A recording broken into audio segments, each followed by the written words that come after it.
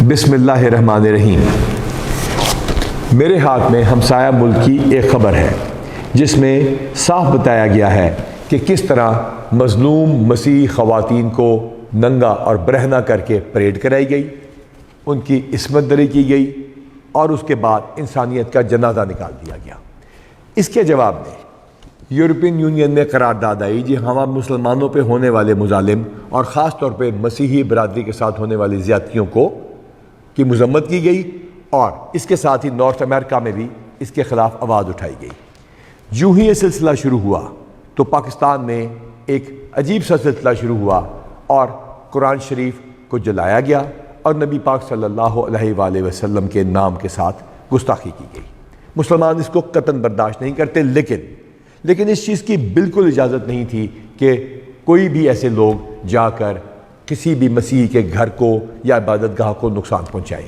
مسلمانوں میں سے کچھ لوگوں نے ایسا کیا اور نبی پاک صلی اللہ علیہ وآلہ وسلم کے حکم کو نہ مانا اور اس ملک کے قانون کو چیلنج کیا۔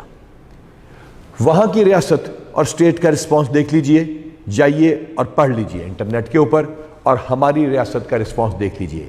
ہمارے نگراں وزیر اعلیٰ نے فوری طور پہ تمام گھروں کو کمپنسیٹ کرنے کا اعلان کیا، حالانکہ ایک بھی شخص کی جانی نقصان نہیں ہوا یا کوئی زخمی نہیں ہوا یا خدا نخواستہ کسی عورت کی بے حرمتی نہیں کی گئی۔ میں یہ ہرگز نہیں کہہ رہا، ہمارا یہ مطلب ہرگز نہیں ہے کہ اگر وہاں ظلم ہوا تو یہاں پہ ہونے والی زیادتی کی کوئی جسٹیفیکیشن ہے، ہرگز نہیں ہے۔ ملک کا قانون حرکت میں آیا، لیکن یاد رکھیے امن کمیٹی، علماء کرام، سول سوسائٹی اور لوگوں نے جن میں باریش مسلمان شامل تھے مسیحی برادری کا ساتھ دیا۔ ہمارے عالم دین نے اپنی مسجد کو مسیحی بھائیوں کے لیے عبادت کے لیے بھی پیش کر دیا۔ جب ہم وہاں پہ گئے تو بہت سارے مسیحی بھائیوں نے ہمیں بتایا کہ مسلمانوں نے ان کے گھروں کی حفاظت کی، ان کے گھروں کے سامنے قرآن پاک لے کر کھڑے ہو گئے، اور یہ کہانیاں جڑاوالا میں آج عام ہیں۔ جنہوں نے غلطی کی ملک کا قانون ان کو سزا دے رہا ہے۔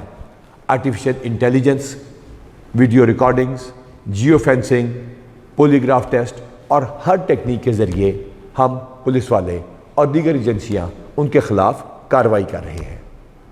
لیکن اس کے بعد یہ سلسلہ بڑھا، اور بڑی عجیب سی بات ہے کہ ان خبروں کے ساتھ ساتھ پاکستان میں قرآن پاک کی ڈیسیکریشن سرگودا میں 2 دفعہ ہوئی۔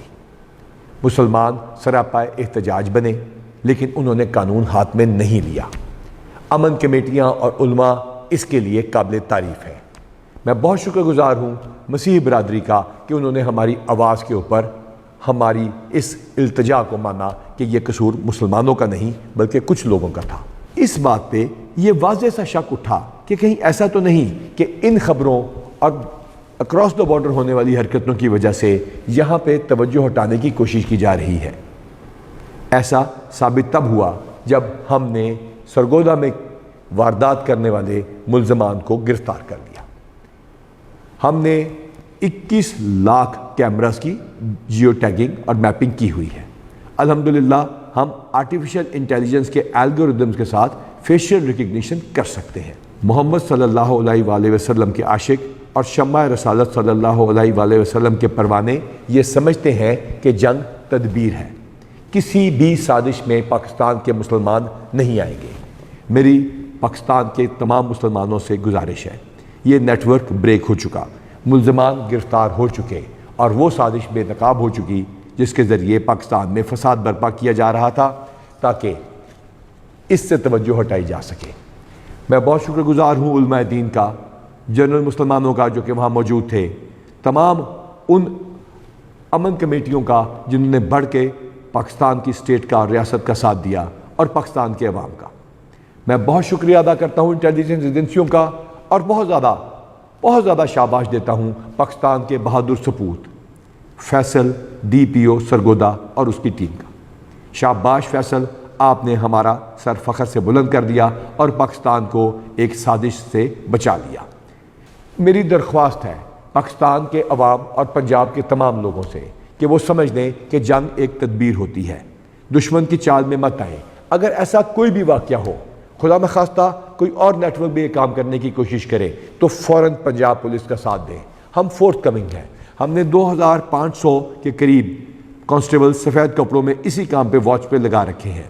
اگر کہیں کوئی ایسا واقعہ دوبارہ خدا نخواستہ ہوتا ہے، جو کہ انشاءاللہ اب نہیں ہوگا کیونکہ نیٹ ورک بریک ہو چکا، تو آپ نے جذباتی ہو کے کسی کمیونٹی کے اوپر حملہ نہیں کر دینا۔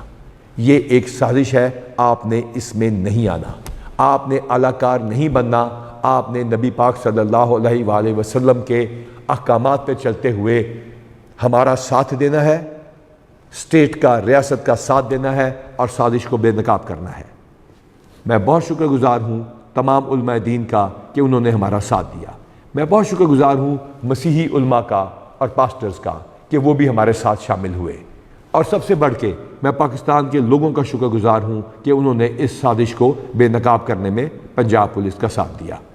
ہم تیار ہیں، دشمن اپنے بدبودار وجود کے ساتھ جو مرضی حرکت کر لے، ہم انشاءاللہ ان کے جھانسے میں نہیں آئیں گے، کیونکہ اللہ ہمارا حامی و ناصر ہے۔